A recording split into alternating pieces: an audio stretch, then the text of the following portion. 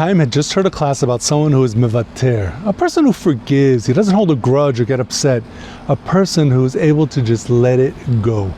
Now the rabbi said that when a person does this, it has a tremendous impact in the heavens, and a person will surely be rewarded. Well, a couple of weeks later, Chaim organized a trip to the Golan Heights with friends and neighbors from Kiryat Sefer, which is a city next to Modi'in in the center of Israel. It's about 4 hours away from the Golan. He called a private driver with large buses and minibuses, and the driver asked him, how many people are in your group? Well, he told him 18. So the driver said, great, I have a minibus that fits 20. So they closed the deal. Now in the end, their group was 20 people, but it didn't seem to make a difference because they had a minibus for the entire day. Well, after having a great time hiking and swimming, the sun started going down and it was time to start heading home. But as Chaim got to the minibus, he saw that there were no seats left. 2 strangers had taken his place and someone else's place. When he told the driver said, look, you originally told me you were 18 people. You have 18 seats for your group. I met 2 of my friends and I decided that I'm giving them a ride back. In an instant, everyone blew up and it almost turned violent.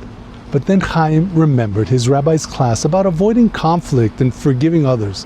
Instead of dragging out the fight, he stepped off the bus with someone else and told them all they could leave. Now that meant he had a long journey ahead of him. First, he had to take a bus to Katzrin on the Golan. He had to wait for another bus to Tveria. He had to spend the night in Tveria, and then in the morning take a bus to Tel Aviv, and finally he would take another bus back to Kiryat Sefer. Now, at first, Chaim thought for sure he's going to be getting some reward for doing the right thing. But as he waited for this bus in Katzrin, frustration slowly started creeping in. He even imagined confronting his rabbi and telling him exactly what he thought of his class. Then something crazy happened. Out of nowhere, a helicopter landed in a nearby field.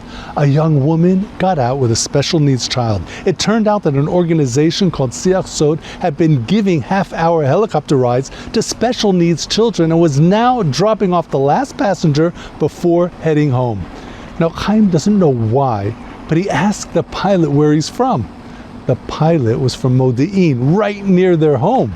Chaim didn't miss a beat and said, "Can we hitch a ride?" Well, the pilot thought they were joking, but they told him the whole story of the minibus and how Chaim chose to make peace over having this ugly confrontation. Being a religious person himself, he was deeply moved, and he said, "Hop in." Well, he didn't just fly them home. He wanted to show them a good time. So first, he landed on Mount Arbel, where they enjoyed a 360-degree view overlooking the Kinneret, the Golan, and Mount Hermon. At sunset, it was simply unforgettable. Then the pilot said, there's no way I'm going home on an empty stomach. So he headed south and touched down in Rishon LeZion and invited them for a meal. Afterwards, they continued home to Modi'in, where Chaim thought he would catch a taxi, but his new friend wouldn't hear of it. He drove them both to their house in Kiryat Sefer, and after all that, Hashem gave them another hug and a kiss. They got back an hour and a half before the minibus that was stuck in traffic. In this week's Parsha, we see that snakes were attacking Klal Yisrael after they started to complain against Hashem about being taken out of Egypt and only having this special man to eat. The snakes came because this was reminiscent of the slanderous talk the snake in Gan Eden said to Chava to get her to eat the forbidden fruit. Klal Yisrael went to Moshe and admitted they were wrong for complaining against Hashem and asked him to intervene. He created a copper snake on top of a pole, and when the Jewish people looked up at it towards Hashem, they were saved. On the spot, Rashi's commentary says we learn out from this that when somebody comes to ask for forgiveness, don't withhold it or try to be cruel because you think you're right. Forgive. Let it go. The truth is that there are stories of greater miracles that happen because of the power of forgiving, much greater than helicopter rides. But the message is the same. What's going on underneath it all is that we're not only doing a nice thing, but we are recognizing Hashem in our life. Getting upset, what does that mean? It means that this is not going the way I want it to be. This person who may definitely be wrong doesn't belong in my life. I want him out.